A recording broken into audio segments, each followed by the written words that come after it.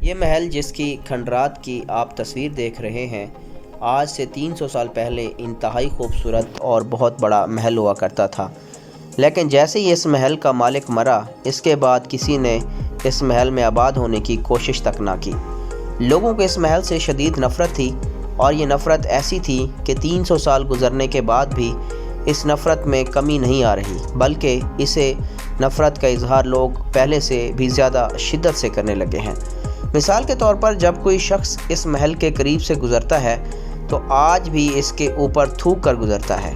حتیٰ کہ کچھ لوگ نفرت میں اس قدر انتہا پسندی کا مظاہرہ کرتے ہیں کہ اس کی دیواروں پر باقاعدہ جوتے مارے جاتے ہیں۔ انسانوں کی تاریخ میں یہ پہلی عمارت ہے جس سے نفرت کی جاتی ہے، اور یہ بھی ایک تاریخی ریکارڈ ہے کہ کسی عمارت کو اس سے پہلے اتنا نفرت انگیز نام نہیں دیا گیا۔ اس ملک کی گورنمنٹ نے سرکاری طور پر اسے غدار محل کا نام دے رکھا ہے۔ یہ بات تو شاید آپ کے لیے اتنی بڑی نہ ہو کہ کسی ملک میں کوئی حکومت کسی تعصب کی وجہ سے یا کسی نفرت کی وجہ سے ایسے نام دے سکتی ہے،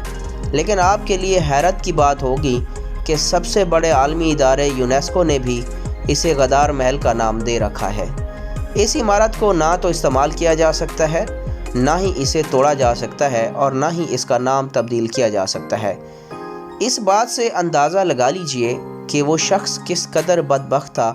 کہ جس کی نفرت تاریخ کا حصہ بن کر رہ گئی۔ اس دنیا میں آج تک کروڑوں اربوں انسان گزر چکے ہیں جن سے ان کے جرائم اور گناہوں کی وجہ سے شدید نفرت کی جاتی ہے،